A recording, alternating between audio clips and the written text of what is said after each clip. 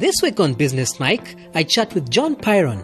He's an international business and sales expert who has trained thousands of people across 10 countries in business and sales principles. In this episode, John shares tips on what every entrepreneur needs to understand about their business, how to grow their business through referrals, and the importance of having a mentor. All this and more next on Business Mike. You're listening to the Business Mike podcast, amazing interviews with inspiring entrepreneurs. For more amazing interviews, go to www.businessmike.com or download our podcast every Monday from Pod Africa. Hello and welcome to another episode of Business Mike. And joining me today is John. John, can you just let the listeners know a little bit about yourself and what you do? Sure. Well, my name is John Pyron. I've developed the reputation as the business doctor. It was given to me by several clients because over the last 27 years, I've built 7 different businesses from scratch. First one failed dramatically because I hated sales, and there's a lot of people that can probably relate to that, but got over my fear, accomplished that, built $3 million businesses back to back, and today I speak all over the world and help business owners build their businesses. That's what I do. Right. I just want to start by asking you about that very point you've made of having several businesses. There is something I've kept hearing over and over, especially when people are advising startup business owners, is that you need to start a business in an industry that you understand very well. So as someone that has multiple businesses in probably different industries and sectors, what kind of things do you look out for before, entering an industry or starting a business? Well, number one, I need to understand it. So my background is from IT, computer, IT managed services, computer and network support, not as an engineer, but running those types of businesses. And when running those types of businesses, the thing that I discovered is I have a really a natural gift at consulting. So going in and talking to the business owner outside of technology and helping them with their actual business. So any type of business where I can interact with the business owner directly, I have a lot of fun with. It's a natural fit for me. So any of those businesses that I built has to complement the other business. So I have to understand the industry. I have to understand the business. The only reason I'm able to consult businesses now is because I've built a lot of businesses. But if I was going back in history, the reason I got into the IT managed service business was I understood the industry. I had started out as a technician at Hewlett-Packard, hated fixing computers, but I understood the foundation. And so it was a natural business for me to go into. What I have discovered in dealing with multiple entrepreneurs is the road to profitability is a lot longer when you don't understand an industry. But I will tell you this, the one thing that has made all the difference in the world has been the mentors that I've had in my life. So any business I try to build, even the business I have today, I work with a mentor, okay? I don't try to go down that road by myself or go down a road that's never been gone down. I usually find somebody who's been successful in that industry and hire them and pay them to mentor me, and it makes the path a lot less risky, and it makes it a whole lot more easier to get success quickly. Does that make sense?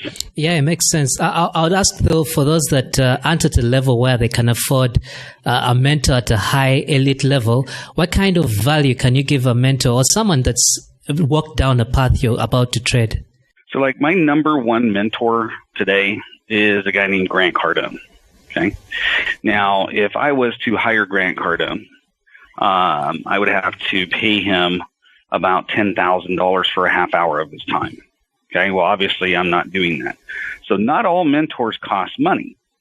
And that's the thing I don't think people understand is find somebody that you resonate with, right? Like we're on a podcast today, and there are lots and lots of people out there that resonate with you, resonate with your podcast. And just by simply plugging in here, taking notes, taking action on at least one thing off of today's podcast is basically what you do when you're working with a mentor, right? So I plug into Cardone He has 2 shows a week. Well, he has like 5 shows a week, but there's 2 of them I just plug into religiously every week. And I take action on the stuff I learn. Now, there are times where I will hire a physical mentor, which I have one that I'm working with right now on speaking.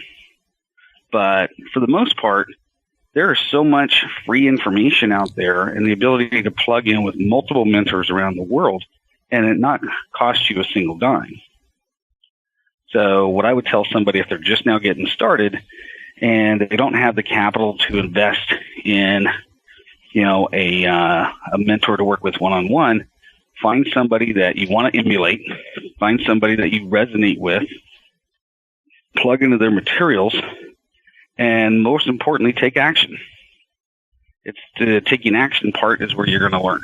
Right. And you mentioned that you were working as a technician at Hewlett-Packard before you moved on into your own business. At the start, though, I need to ask, when someone starts a business, especially if they have the technical know-how, they find themselves doing everything because, they have the technical skills. And at a certain point, you end up being very busy, but not necessarily productive. So how do you make the transition from, being busy, always on your laptop, running around, doing all this and all that, to actually having value that you produce? So you're working on the important things, not just on everything. Yeah, so let me make sure I understand your question is, when you're first starting a business, it's you. Yeah. It's nobody else. It's you. And if you're like most of the business owners that start up, your capital is low. You're basically what's called bootstrapping your business. And so you come to the table with a little bit of money, but for the most part, that business has to succeed in order for you to continue. So it's all you in the beginning. And what I would tell people is there's basically 4 different stages of a business, and knowing what stage you're in is very important. So the first stage is really all about creating cash flow. Going out and taking on any and every client that you can possibly find to get cash in the door. And the next stage is going to be the systems stage, where you're going to systematize that cash flow. You're going to find a way to, okay, how am I actually creating this cash flow? What are the systems that I can create that will continue to build this cash flow? And then ultimately I can hire somebody to take on the different roles. So what I tell clients all the time is you got to keep in mind, at some point, you're going to bring in an employee. Otherwise, you're going to stay small. So knowing that ahead of time is going to help you get started right. And that is every single thing that you do in your business, you want to ultimately document how you're doing it and use some tools. There's a tool called TeamViewer out there. You can basically download it for free and record every single thing that you do, because ultimately when you do hire an employee, the faster you can get them productive, the faster you can make money off of them. And a good employee will cost you a lot of money, but a great employee will not cost you a dime. They'll actually make you money. And there's a difference between a good employee and a great employee. So a great employee, somebody that's going to come to the table with ideas, with a great attitude. They're an expert at what they do. They want to learn. They're eager to be a part of a team. And they're smart. They got resources, that sort of thing. And if you have all your stuff together, when you bring them in, they can make you a lot of money a whole lot quicker. So what I tell people is when you're first starting out, everything that you're doing in your business, take the time to document what you're doing and how you're doing it. And that way, when you do bring on a virtual assistant or an employee, you can get them going a whole lot quicker. Does that make sense? Yeah, absolutely. It does make a lot of sense. And that comes down to as well the knowledge management, because very many startup entrepreneurs have this problem where they have a couple of employees that come in and then one of them becomes exceptional. And when they leave, the knowledge they take with them, leaves the business struggling. So finding a way, I think, from what you're saying is how do you harness actually the knowledge from the employees? Because it's easy to harness it from yourself through the systems, but how do you do that for employees? So this is the biggest challenge I run into with every single client I take on one-on-one. is, give you an example. I just took on a client. They have 15 employees, and the owner's ultimate goal is I want to create a culture where all my employees love to come to work. They really enjoy their job, and they're highly productive, because right now he's experiencing the opposite, right? And as I went through and I assessed the whole culture and all the employees, and it ultimately came down to what I, probably 98% of the time, it starts with the top. The owner himself is not working on himself. The owner himself is not leading by example, which means the management team's not leading by example, which means the employees are left to do what they want to do, not what the owner wants. And so you've got to create a culture where when you do attract talent and you do bring on employees, you have ways of encouraging them. You have ways of helping them achieve their goals. You have accountabilities in place. And so taking your time to find the right employee and not hire quickly, right? So you want to hire slowly, make sure that you've got a good, well thought out job description, that their duties are very clear as to what they need to do. And you go through a whole hiring process. And I just did a podcast on this. So without spending too much of our time here talking about it, they can go and get that episode number 100, I believe. And I go through the entire hiring process. But what I make all my employees do is they have to document all the stuff that they do. Their entire job has to be with the hit by the bus theory. If you walked out of my building today and you got into a car accident, heaven forbid, and you were not showing up tomorrow, somebody else can come in and fill in right where you're at. The only way you're going to find that out is to hold them accountable. They have a checks and balances in place and hold them accountable. There's too many business owners out there that are lazy about this. And then the employee leaves and they're like, oh my God, I don't even know what the heck the person was doing, And so what I tell people is every single thing that your employees do, they need to write their own process and procedure for it, and it needs to be documented and kept in a place that you control. If you don't make that happen, then over time, the culture gets used to it not happening. The culture becomes a culture of non-accountability versus a culture of accountability. And great teams love to be held accountable. As a business owner, what are some of the things that you need to measure? Obviously, sales and profitability is one of them, but there's certain key things that especially the startup entrepreneurs don't pay attention to, but that actually affect their business in the long run. What are some of the few things that you'd advise someone starting up a business to keep an eye out for on a regular basis? So the things I would advise every single business owner that's just starting out is understand your numbers. So understand a financial statement. And if you don't know how to read a financial statement, go to YouTube and go, how do I read a financial statement? Go to Google, how do I read a financial statement? And take the time to understand those numbers and how they work. There's basically a couple of different sections. You've got revenues, which is the top line of the profit and loss statement. You've got cost of goods sold.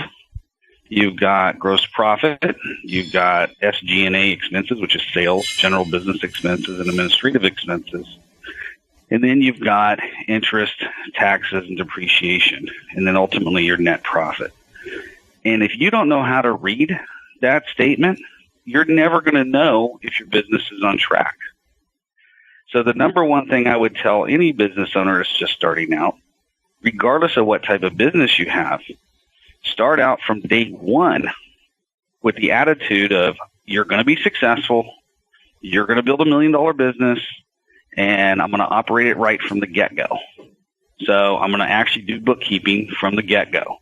I'm going to actually set up my accounting system from right out of the gate, even if it's just on an Excel spreadsheet, right? I'm going to record the cash flow that comes in. I'm going to record my expenses. I'm going to get educated on how to read a financial statement, what tax deductions I have available, So in the United States, if you own a business, you have access to a little over 350 tax deductions as a business. Well, if you don't know those, then great, you're going to earn a lot of money and give the government the rest, most of it through the form of taxes, right? And it varies in different countries and, all around the world. But I would say the number one thing a business owner needs to understand is they need to understand their numbers, because you really need to spend about 95% of your effort and energy creating new revenue, and only about 5% on budgets and expenses and that sort of thing. It's never a budget problem. It's always a revenue problem. So understanding sales is extremely important, right? So I'd say understanding how to basically structure yourself as a business, how to set up your key performance indicators like, revenue, profit, costs, advertising expenses, that sort of thing. And then ultimately understanding how to sell. The number one skill, if you want to succeed in business, is you got to know how to sell. And if you don't know how to sell, then it's going to be very difficult getting new clients. It's going to be very difficult motivating the employees. It's going to be very difficult in influencing anybody. So to kind of recap is make sure you're set up properly from the get-go. Treat your business from day one that it's going to succeed and that it's going to be a multi-million-dollar business. And go in it with that. And then focus all your energy and effort on mastering the art of sales and marketing.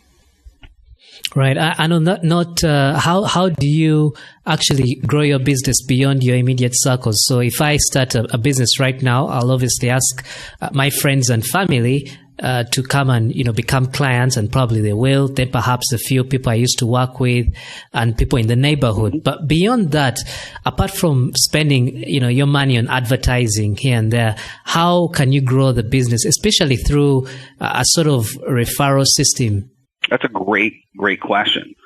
Like the business I have right now is a result of I made the mistake of having one client. Now, this is a very important business principle right here. I made the mistake of having one client own 90% of my business, right? In other words, 90% of my revenue came from one client. And the Thursday before Thanksgiving 2013, that client ran out of money. And they're like, hey, we're going to have to put your contract on hold, man. And my income went from six figures down to $600 a month in one day. The Thursday before Thanksgiving 2013. So I started the business I have right now, December 2nd, 2013, and I had to bootstrap it because I had all my money tied up in other things that I couldn't liquidate it fast enough to get the cash. I had no budget for marketing. I had no budget for any of that. Okay. So here's what I did. I went to Facebook. I went to LinkedIn. I went to Twitter. And I said, who is my target market? And I started creating a ton of free content to get exposure to my target market. Because when you don't have a lot of money to invest in the beginning and you're going to bootstrap it, your biggest obstacle is obscurity. People do not know who you are. And yeah, you could tell all your friends and your relatives, but that's a limited circle, and you'll get some business from that.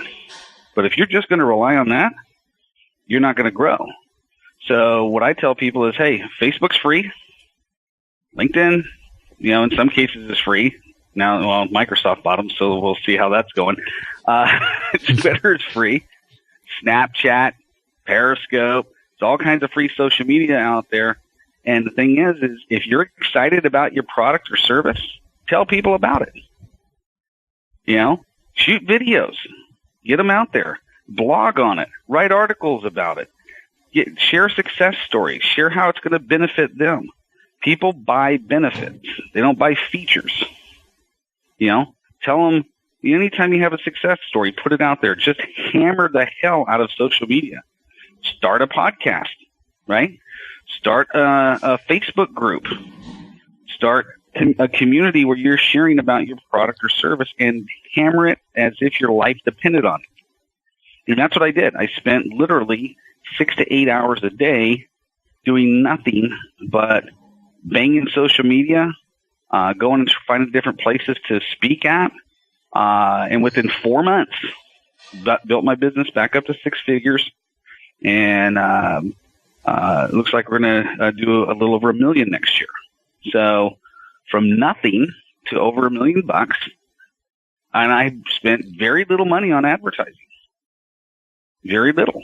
Now, my business is consulting and coaching and speaking, so, it's a perfect medium for me. But let's just take somebody who has a retail store, right? Or let's just say you're in network marketing, right? Or let's just say you have a widget that you invented and it's the greatest thing since sliced bread or the greatest thing since the automobile.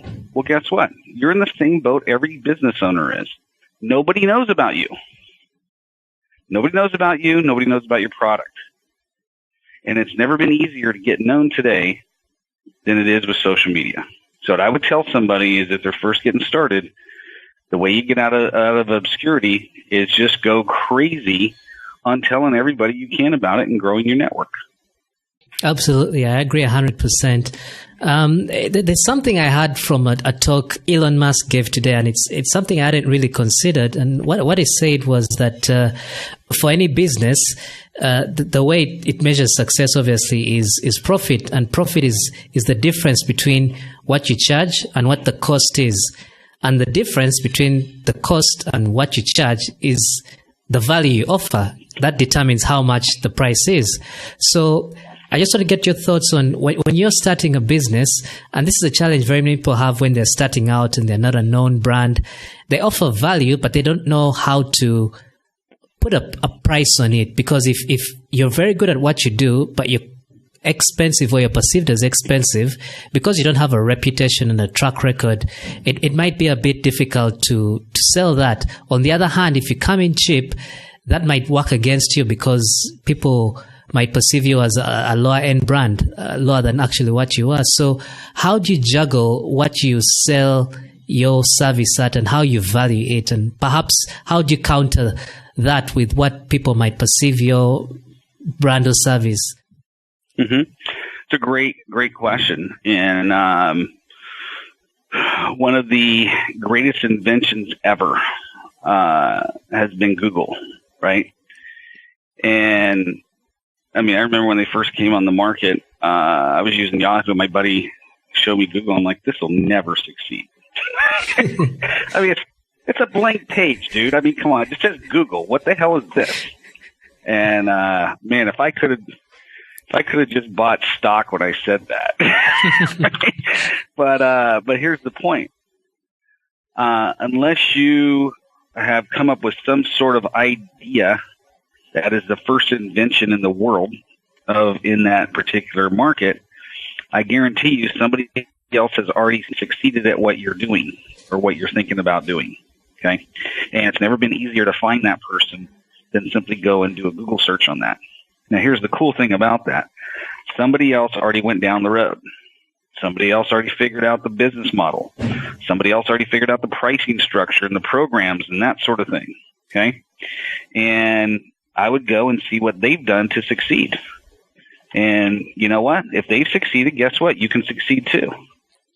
You can literally look at the pricing model that they're using. You can take what you like and leave the rest. But here's what I tell people. Understand who your competition is and identify them. And then you want to do a couple of things. Number one, you need to go and digest your competitor's content and ask yourself this. What does my competitor do that I do not do? And you're going to make a list. Then you're going to ask yourself, okay, what do I do that my competitor does not do? And you're going to make a list. And then you're going to ask yourself, what do both me and my competitor do? And you're going to make that list. Okay? And then what you're going to do is you're going to ask yourself, where's the gap? Right? What's missing? What's the unique spin that I can put on that? And once you figure that out, then you can go and look at the pricing model that they have, and you can look at pricing models from different industries. And I would aim high first. I would not go in cheap. What I've discovered is the more I charge, the easier client I get to work with, and the more people there's a perceived value there. People pay for value. We're not unless of course you're selling a widget, right? I mean, if you're selling cell phone covers, there's not a lot of things that you can do there to pitch value, right? Okay. It just needs to be a cool design, and you better be priced competitively with your competitors. But if you're selling a service, right, where it requires some of your time and expertise, then you can charge a premium for that.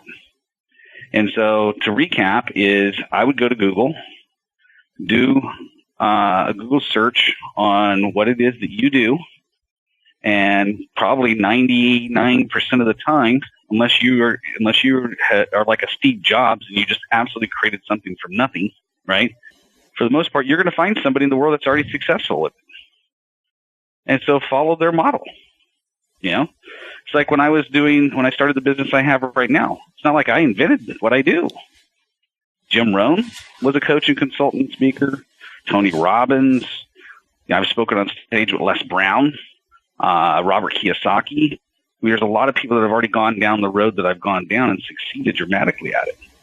And all I do is I look at, okay, what are they doing? What am I doing differently? How are they pricing their stuff? How are they structuring it? And I've come up with my own programs with my own twist and price it accordingly.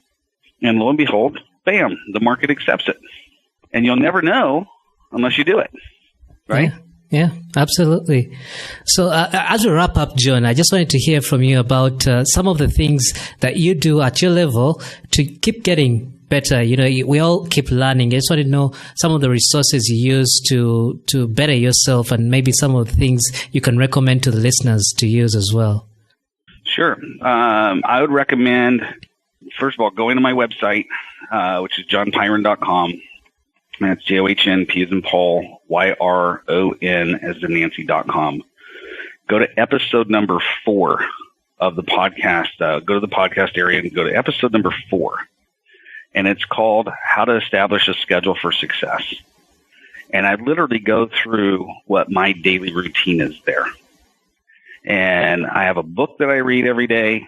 I write out my goals, my top 5 goals that I'm going after twice a day, once in the morning, once at night. I pick anywhere from 4 to 5 things I can do today to move me one step closer to that goal. I usually digest a podcast every day. But really, let me just summarize it. There's 3 things.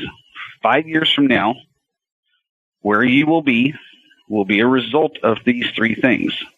Number 1, the books you read. Number 2, the audio or video that you digest. And number 3, the people you associate with. My mentor, Jake Achia, told me that when I was 20 years old, now 47. I started my first business October 28th, 1990. I was a high school dropout. I was heavy into drugs. All this stuff had no reason to succeed. My mom was a waitress. My dad was a tow truck driver. Okay. Had no successful people in my background. And this is what Jay told me. You need to read better books on success. You need to listen to audios that teach you stuff that you want to learn that's going to help you in your business. You need to watch videos that are going to help you in your business. But more importantly, you need to associate with people who are where you want to be and where you want to go. And if you do those 3 things, John, I promise you this, you will succeed at whatever it is that you want to do in life. Best advice I've ever been given from a mentor, and it still serves me today. And so I would tell anybody listening to this podcast, you do those 3 things, and you can go anywhere you want to go in life. If you don't do those 3 things, it's going to be very difficult to get there. Right. Thank you so much, John, for taking the time to share everything you have with us today. Once again, can you just let people know how they can connect with you on your website and social media? Sure. If you go to johnpyron.com, That's JOHN as in Nancy, P as in Paul, YRO N as in Nancy. So johnpyron.com. All my links to Twitter, Facebook, LinkedIn, all that stuff is up there. So on Facebook, it's John Pyron. On Twitter, it's John Pyron. LinkedIn, it's John Pyron. So there's a theme there, right? But literally, if you go to my website, johnpyron.com, there's a ton of free resources up there. If you want to have me on your podcast or speak to your audience or whatever, there's a button there called Book Appointment. I always tell people anybody can book an appointment with me. Just go there and click the button. You get access to my calendar, and I'll gladly give you 10 minutes of my time. And just remember this one thing. Successful people will make time to spend with somebody who wants to be successful, right? So never fear approaching somebody who's been very successful at what you're trying to get done. Approach them, and you'll be amazed at how much support you'll get. Well, thank you so much, John, and wish you the very best. You too, man. Thanks a lot for having me today, and it was good talking to you. Thanks for listening to the Business Mike podcast. I hope you enjoyed the show. If you'd like to listen to more episodes just like this one, simply go to businessmike.com. If you've got any questions or feedback, you can reach me on Twitter at Daudi Mugabi, on Facebook at BusinessMike, or email that's daudi@businessmike.com. Look out for a brand new episode every Monday, and until then, take care.